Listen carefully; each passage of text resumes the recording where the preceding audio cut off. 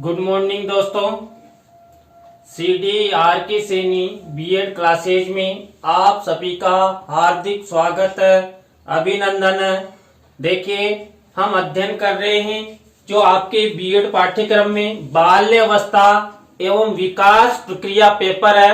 इस पेपर का अध्ययन हम कर रहे हैं और इस पेपर के अंतर्गत आज की जो हमारी लाइव क्लास होने जा रही है, इस लाइव क्लास में हम बाल विकास में विद्यालय की भूमिका, देखिए बाल विकास में विद्यालय की क्या भूमिका होती है, बालकों के विकास में विद्यालय का क्या योगदान देता है, इसके बारे में हम आज विस्तार पूर्वक अध्ययन करेंगे। कल हमने बाल विकास में परिवार की भूमिका का अध्ययन किया था, तो आप यदि बाल विकास में परिवार की भूमिका का अध्ययन करना चाहते हैं तो मेरे YouTube चैनल का भ्रमण करें और वहां पर इस टॉपिक का अध्ययन करें। तो आइए देखते हैं बाल विकास में विद्यालय की भूमिका, बाल विकास में विद्यालय का क्या योगदान देता है, विद्यालय ऐसा क्या करता है जिससे बालकों का विकास होता है। इसी के अंतर्गत देखिए, पहला है शैक्षिक विकास। जो बालक होते हैं, बालकों के विकास में सबसे महत्वपूर्ण कारक होता है विद्यालय के अंदर शैक्षिक विकास। देखिए, यदि बालकों का शैक्षिक विकास अच्छा होगा तो बालक अपना फ्यूचर निर्माण कर सकते हैं, जीवन में प्रगति प्राप्त कर सकते हैं और ज्ञानार्जन के द्वारा जो उनके जीवन में उन्होंने उद्देश्य निर्धारित किए हैं, जो सपने निश्चित किए हैं, सपने बनाए हैं, उन सपनों को साकार विद्यालय के माध्यम से ही किया जा सकता है। तो बाल विकास में जो विद्यालय है वह बालकों को शिक्षा प्रदान करता है, उनका शैक्षिक विकास करता है, सृजनात्मक और रचनात्मक कार्यों में प्रगति प्रदान करता है।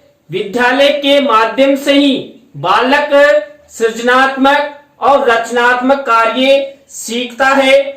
मानसिक विकास, देखिए बालकों का मानसिक विकास परिवार में भी होता है, लेकिन जब बालक विद्यालय उम्र में विद्यालय जाना प्रारंभ करता है तो वहां पर भी बालक का मानसिक विकास होता है।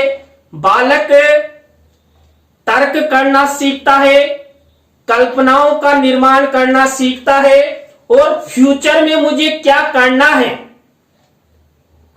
मुझे क्या बनना है, किस क्षेत्र में जाना है आदि के बारे में विद्यालय में ही बालक का मानसिक विकास होता है।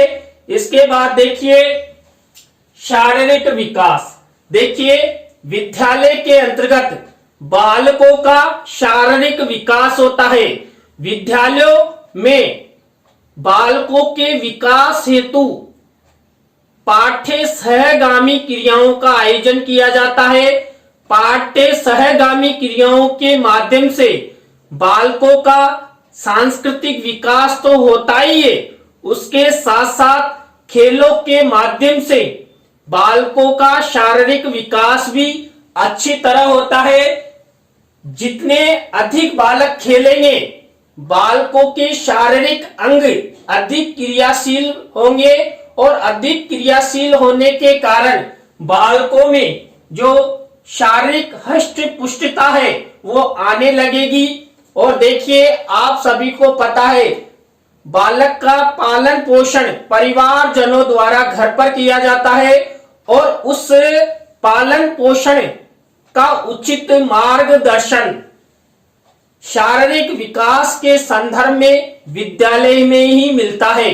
देखिए, बालकों को विद्यालय के माध्यम से समझाया जाता है कि बेटा आपको आपकी अभिवृद्धि और विकास के लिए किस प्रकार का भोजन करना चाहिए, कौन कौन से तत्व आपके भोजन में होने चाहिए जिससे आपका विकास सही हो, सही दिशा की ओर प्रगति करे, जिससे शारीरिक विकास के साथ साथ आप में मानसिक विकास भी अच्छी तरह हो सके। इसके बाद देखिए भाषा का विकास। देखिए बालक सबसे पहले परिवार में भाषा का विकास करता है, परिवारजनों द्वारा उसे भाषा सिखाई जाती है और बालक परिवार में सबसे अधिक मातृभाषा सीखता है और मातृभाषा को सीखने के बाद जब बालक विद्यालय में प्रवेश करता है तो विद्यालय में बालक को मातृभाषा के अलावा कई अन्य भाषाओं का विकास करवाया जाता है। भाषा के विकास में बालकों के संदर्भ में विद्यालय की अहम भूमिका होती है।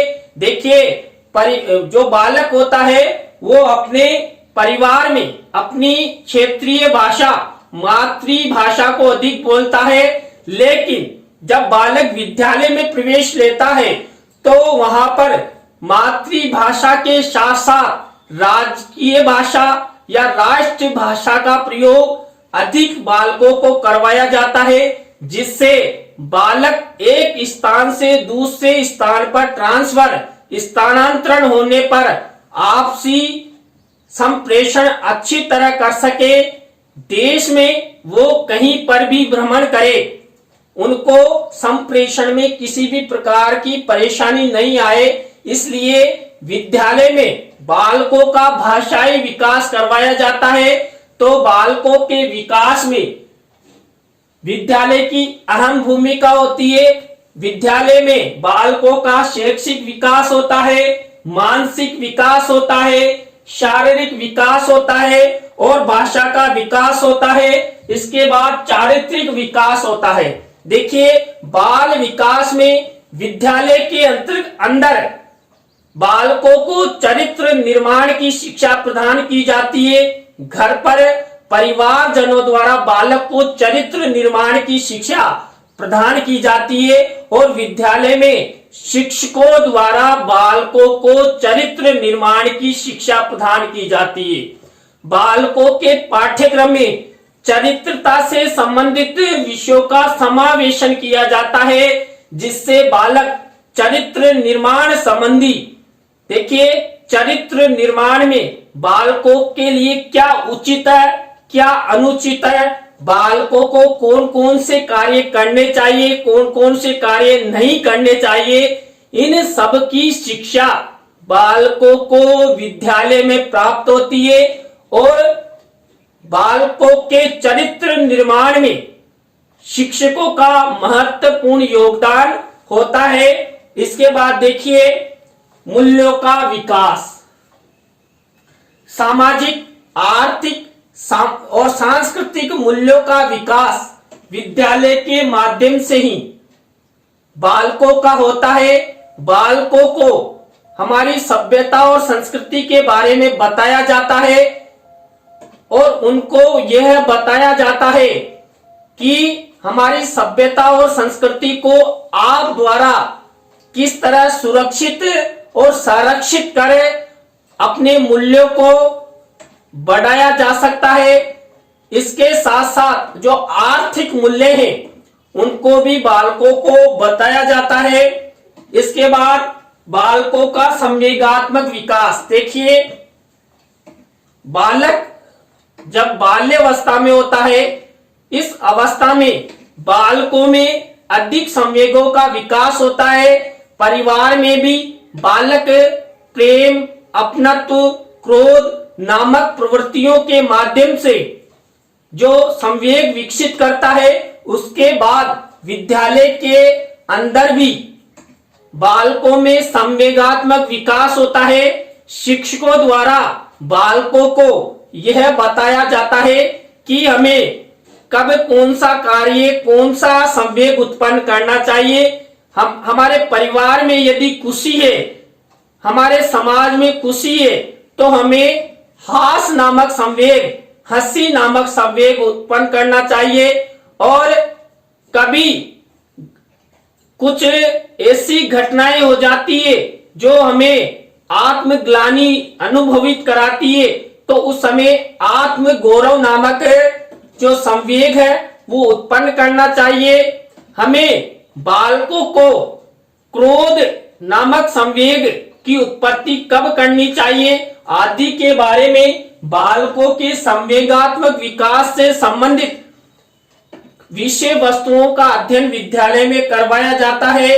सामाजिक विकास, देखिए आप सभी को पता है परिवार, विद्यालय समाज के ही अंग है।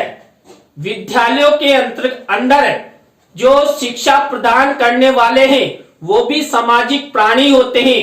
जो शिक्षक होते हैं वो सब सामाजिकरण की प्रक्रिया से ही गुजरते हैं और सामाजिकरण में ही रहते हुए समाज के लोगों को ही शिक्षा प्रदान करते हैं।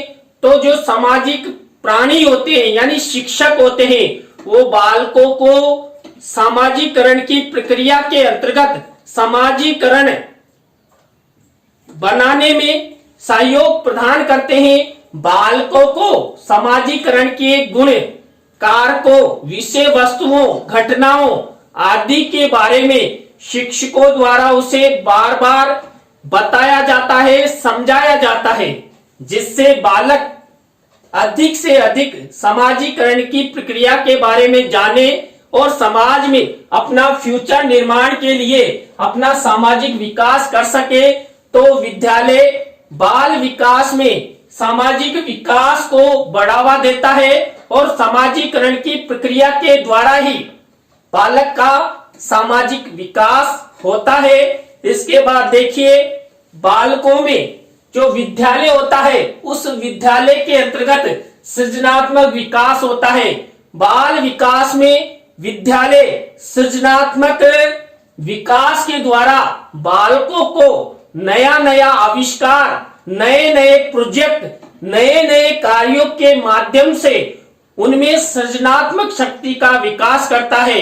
देखिए बालक परिवार में भी सृजनात्मक शक्ति का विकास करता है, रचनात्मक शक्ति का विकास करता है, लेकिन उसकी सत्यता, प्रामाणिकता विद्यालय के माध्यम से ही प्राप्त होती है। बालक विद्यालय के अंदर कोई नया रचनात्मक सृजनात्मक कार्य कर देता है तो उसका यश विद्यालय के सहयोग से, विद्यालय के सानिध्य से पूरे प्रदेश, पूरे राष्ट्र में प्रचार प्रसारित होता है। तो विद्यालय के माध्यम से बालक का सृजनात्मक विकास होता है। इसके बाद देखिए आप सभी ने यदि मेरे YouTube चैनल को अभी तक भी सब्सक्राइब नहीं किया है तो सब्सक्राइब करना है। आज की क्लास में बाल विकास में विद्यालय की भूमिका के बारे में अध्ययन किया। आपको वीडियो कैसा लगा कमेंट्स में जरूर बताएं। नए टॉपिक के साथ हम आपसे फिर मिलेंगे। धन्यवाद। Thank you. बाय।